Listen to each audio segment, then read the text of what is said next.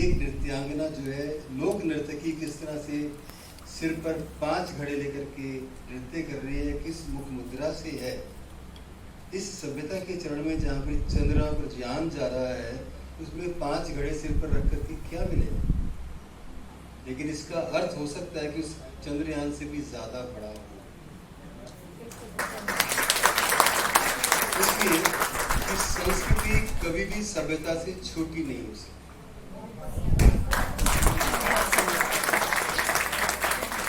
उस संस्कृति का संरक्षण हमें करते रहना चाहिए। जहाँ राजौरिया जी आते हैं, प्रेम भंडारी जी आते हैं और आकर के नए और पुराने वाद्य यंत्रों का संयोग दिखाते हैं। मुरली भी बज रही है, सिंथेसाइजर भी बज रहा है, गिटार भी बज रही है, पर वीणा भी साथ में है। जहाँ पर पुरानी धुनें हैं, वहाँ वेस्टर्न धुनें भी एक फ्यूजन हो रहा है। तो ये जो संस्कृति और सभ्यता का फ्यूजन है, जिसको किन्हीं अर्थों में हजारी प्रसाद द्विवेदी जी जो कहते हैं ना कि जब हम चलते हैं दोनों पैरों से तो एक पैर परंपरा का है और एक पैर हमारा प्रयोग का है। उनको थोड़े शब्द बदल दिए अपने अर्थ को लेकर के। तो जब परंपरा आगे बढ़ती है तो प्रयोग या नयापन या युग धर्म उसको थामता है, क्योंकि हम हमेशा सिर्फ एक पैर से चलते हैं। हमारा एक पैर तो स्थिर रहता है, लेकिन चाल तभी बनती है जब दोनों पैर साथ देते हैं। तो जब संस्कृति आगे बढ़ती है तो सभ्यता थामती है, सभ्यता आगे बढ़ती है तो संस्कृति उसको थामती है। जब गांव आगे बढ़ता है तो शहर उसको थामता है, जब शहर बढ़ता है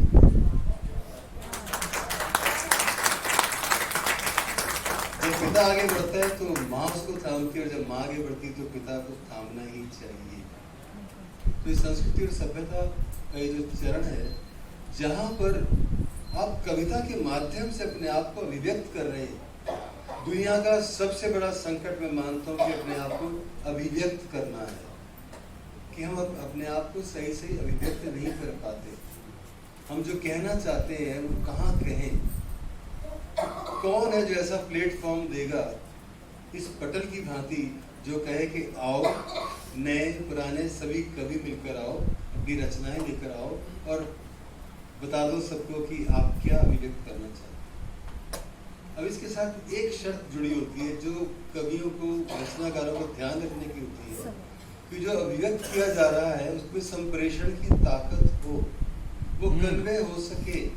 आपकी शैली, आपका शिल्प, आपकी भाषा, आपका उद्देश्य, लक्ष्य ऐसे होने चाहिए कि वो उस तक पहुंच सके। तो ये जो चीज़ है ये सीखने की होती है, वो यहीं आकर सीखते हैं।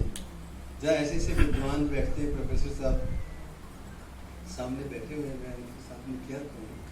और जहाँ अमेरिका से देखा ना कितना फ्यूजन है, अमेरिका से आ रहा है खंडेलवाल परिवार, और कहाँ से आ रहे जोशी जी, कहाँ से आ रहे आप सब लोग, और कहाँ मिलकर के हम एक ऐसी रचना धारा में बह रहे हैं कि 3 दिन तक हमें पता नहीं चला कि हम कहाँ थे। भूल गए थे हम, इतना इंतजार होती थी कि अब क्या प्रोग्राम होगा।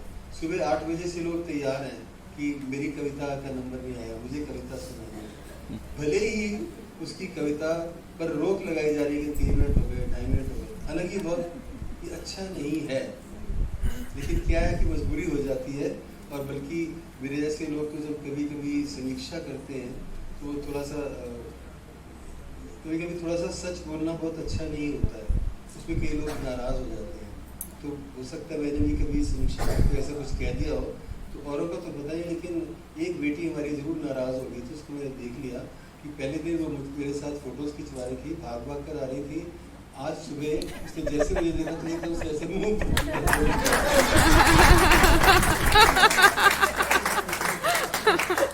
तो ये नहीं करने का। मोबाइल की मेमोरी बढ़ गई सर। मुँह मत फेर कर जाओ सखी। मुँह तभी फेरना चाहिए जबकि व्यक्ति का, जिसके प्रति आपने मुँह फेरा है, उसका उद्देश्य गलत हो। तब तो आपको बोलना ही नहीं चाहिए। कोई कितने प्यार से कुछ भी कह रहा हो, आग्रह से कह रहा हो, आपको ललचा रहा हो, लेकिन उसका उद्देश्य अगर आपको पता चल जाए कि अच्छा नहीं है तो मुंह जरूर फेरिए। ये संस्कृति है। तो इस संस्कृति और सभ्यता को मैं इस तरह से देख रहा हूँ, इस माध्यम से, जहाँ नरेश जोशी, वीके पाटिल जी ने और शोभा जी ने मिलकर, हम सब लोगों ने मिलकर, आप सब लोगों ने मिलकर उसको बनाया। क्योंकि हम सब बोलते, पर अगर आप यहाँ सुनने ही नहीं आते, प्रतिभागिता नहीं करते, तो कुछ नहीं था। इसलिए मेरे मत में ना सबसे बड़ी इकाई नरेश जी है, ना हरीश नवल है, ना शोभा खंडेलवाल है। सबसे बड़ी इकाई आप हैं, जो सुनने के लिए आए। आप अगर केवल सुन नहीं रहे, बल्कि अपने आप को प्रदर्शित भी कर रहे हैं, आप गुन भी रहे हैं, गुन भी रहे हैं, और आप ग्रहण भी कर रहे हैं, और ग्रहण करने के लिए बहुत कुछ छोड़ भी रहे हैं। तो मैं पूरे पटल की ओर से, चूंकि देखिए हमारे यहाँ 50 तो आपको नजर आ रही है, ये सारी